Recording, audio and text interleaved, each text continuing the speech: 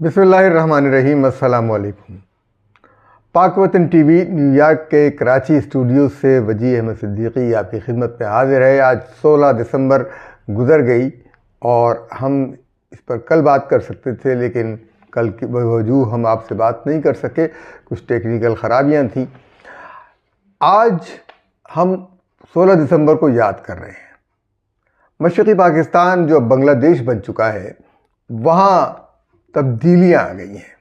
وہاں کے لوگوں کو یہ احساس ہو گیا کہ پاکستان سے الگ ہونا ہمارے لیے کس قدر نقصان دہ تھا، لیکن جو صورتحال تھی، جس طریقے کی صورتحال بنائی گئی تھی، اس صورتحال میں شاید یہی ممکن تھا۔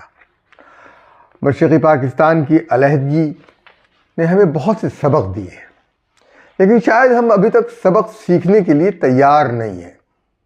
ہمیں دو سبق ملے ہیں کہ ایک عوام اور فوج کے درمیان کوئی فرق نہیں ہونا چاہیے، کوئی بود یعنی دوری نہیں ہونی چاہیے۔ اگر ان دونوں کے درمیان دوری ہوگی، فرق ہوگا، تو ملک نہیں چل سکے گا۔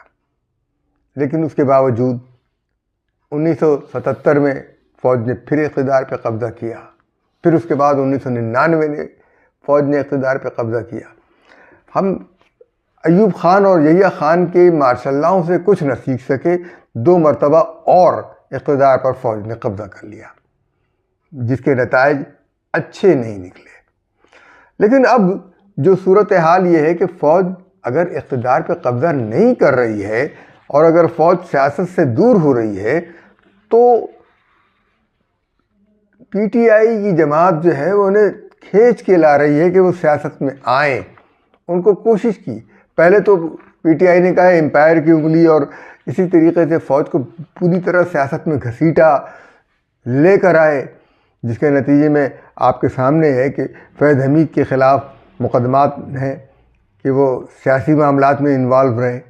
تو اب فوج اگر سیاست سے الگ ہونا چاہتی ہے تو آپ اس کے خلاف سول نافرمانی، فوجی مصنوعات کا بائیکاٹ، یہ ساری چیزیں اس بات کی علامت ہے کہ آپ یہ چاہتے ہیں کہ فوج دوبارہ اقتدار میں آئے اور پھر ایک چند مفاد پرست جو ہے وہ اس کے ساتھ چلیں اور پھر وہی سلسلہ شروع ہو جائے جو پہلے سے ہوتا آ رہا ہے۔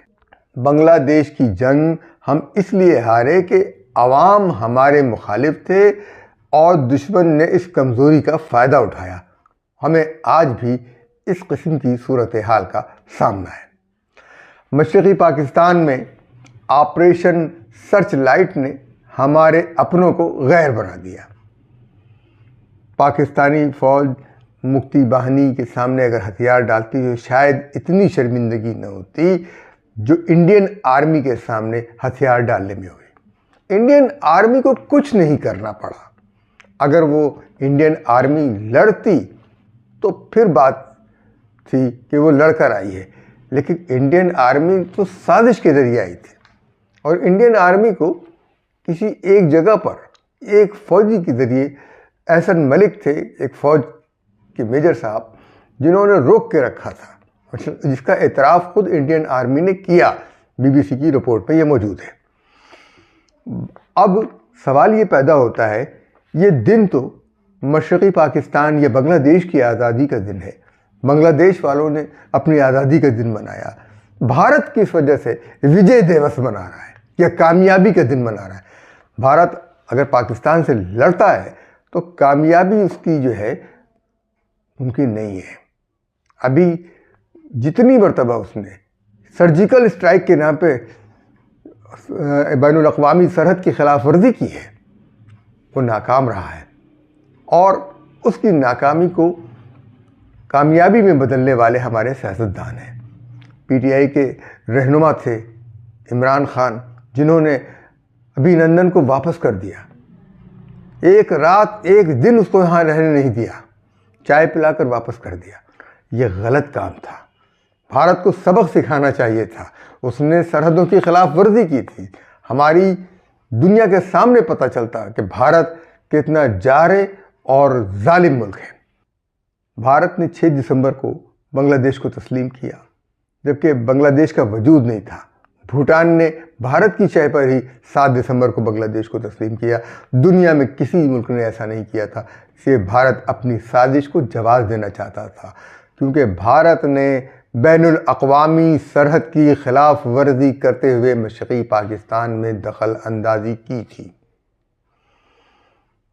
اب سوال یہ پیدا ہوتا ہے کہ کیا مشرقی پاکستان یا بنگلہ دیش میں آج بھی لوگ اس بات کو تسلیم کر رہے ہیں یا نہیں؟ میں آپ کے سامنے چند چیزیں رکھتا ہوں۔ بنگلہ دیش کے مشیر اطلاعات اور طالب علم رہنما ناہید الاسلام نے کہا ہے کہ 2024 کی فتح نے ہماری 1971 کی حاصل کی گئی آزادی کو مکمل کیا۔ انہوں نے ان خیالات کا اظہار شہداء کی یادگار پر حاضری کے وقت کیا۔ انہوں نے کہا کہ 2024 میں عوام نے عوامی لیگ کے فاشزم سے آزادی حاصل کی ہے۔ یہ وہی عوامی لیگ ہے جس نے بنگلہ دیش بنانے کی تحریک چلائی، تو اب اس کے فاشزم سے انہوں نے آزادی حاصل کی۔ انہوں نے جنگ آزادی اور جولائی کی بغاوت اور انقلاب کے شہداء کو خراج عقیدت پیش کیا۔ واضح رہے کہ بنگلہ دیش میں عوامی لیگ نے 2000 سے زیادہ افراد کو، شہریوں کو حسینہ واجد کی حکومت کے خلاف احتجاج کرنے پر براہ راست گولیوں سے بھون دیا تھا۔ دوسری طرف بنگلہ دیش کی آزادی کی طلبہ تحریک کے رہنما اور رابطہ کار حسنات عبداللہ نے کہا کہ بھارتی وزیر اعظم نریندر مودی کی بنگلہ دیش کی یوم آزادی کے موقع پر سوشل میڈیا کی اس پوسٹ ہے وہ بالکل ناجائز ہے، غلط ہے۔ پیر کو اپنے فیس بک اکاؤنٹ پر انہوں نے مودی کی پوسٹ کو شیئر کیا اور یہ واضح کیا کہ مودی نے جو کچھ کہا وہ غلط ہے۔ انہوں نے بتایا کہ مودی نے اپنی پوسٹ میں کہا، آج وجے دیوس کے موقع پر ہم ان بہادر فوجیوں کی ہمت اور قربانیوں کو خراج تحسین پیش کرتے ہیں جنہوں نے 1971 میں بھارت کی تاریخی فتح میں حصہ ڈالا اور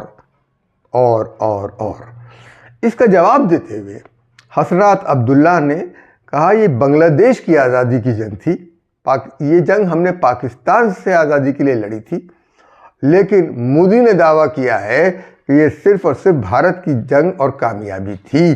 ایسا کرتے ہوئے انہوں نے بنگلہ دیش کے وجود کو مکمل طور پر نظر انداز کر دیا۔ حسنات عبداللہ نے مزید لکھا کہ بھارت اس آزادی کو اپنی فتح کے طور پر پیش کرتا ہے تو میں اسے بنگلہ دیش کی آزادی، خود مختاری اور علاقائی سالمیت کے لیے براہ راست خطرے کے طور پر دیکھتا ہوں۔ انہوں نے کہا کہ ہمارے لیے بھارت ایک خطرہ ہے، ہمیں اس خطرے کے خلاف جدوجہد جاری رکھنی چاہیے، ہماری لڑائی جاری رہے گی بھارت کے ساتھ۔ اور بنگلہ دیش کی عبوری حکومت کے ایک اور مشیر محفوظ عالم نے کہا کہ 1971 کے بعد ہم مجیب سسٹم کا شکار ہو گئے تھے، یعنی مجیب کا جو نظام تھا وہ ہم پر مسلط تھا۔ جولائی کی بغاوت نے اس نظام کو درہم برہم کر دیا ہے۔ یہ ایک ایسا نظام تھا جس نے بنگلہ دیش کو پس پشت ڈال دیا تھا، اس کے عوام کو آزادی اظہار اور بنیادی انسانی حقوق سے محروم کر دیا تھا۔ ہمیں امید ہے کہ حکمرانی میں تبدیلی آئے گی، بنگلہ دیش کے لوگوں کو ہم حقیقی آزادی دلائیں گے، وہ اس آزادی کی حفاظت کریں گے۔ انہوں نے کہا کہ حالیہ فتح سے 2000 سے زیادہ افراد شہید ہوئے اور تقریباً 50,000 دیگر لوگوں کے خون اور قربانیوں سے یہ ہمیں فتح حاصل ہوئی ہے۔ جو کچھ انہوں نے جولائی میں کیا اس میں اس کے کئی سالوں سے جو تحریک چل رہی تھی اس کے اندر تقریباً 50,000 افراد کی جانیں گئی ہیں۔ اسی طرح 1971 میں ہم نے لاکھوں شہداء اور بہت سی ماؤں بہنوں کی عزت کی قیمت پر آزادی حاصل کی۔ اب ہمیں اس ریاست کو دوبارہ بنانے کا موقع ملا ہے۔ اس موقع پر ہر فرد اور سیاسی جماعت کو ذمہ داری سے کام لینا ہوگا۔ انہوں نے کہا اس سال ہم یوم فتح کو آزادانہ طور پر منا رہے ہیں۔ ہمیں امید ہے کہ بنگلہ دیش کے لوگ اس آزادی کو برقرار رکھیں گے اور ہمارے ساتھ متحد رہیں گے۔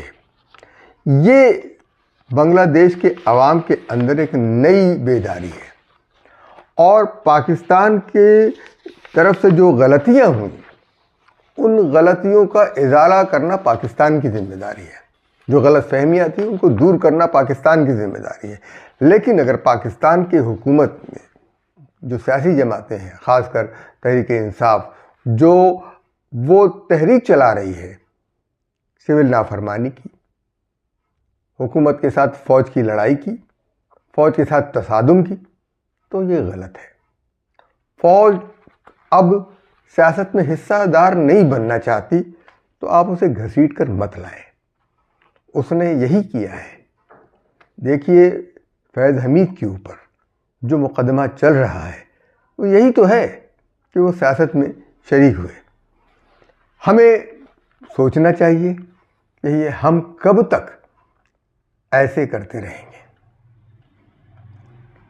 آج کے لیے اتنا ہی۔ ہمارے پاک وطن ٹی وی چینل کو لائک کیجیے، سبسکرائب کیجیے، شیئر کیجیے اور دوسروں کو بھی اس کا پیغام دیجیے۔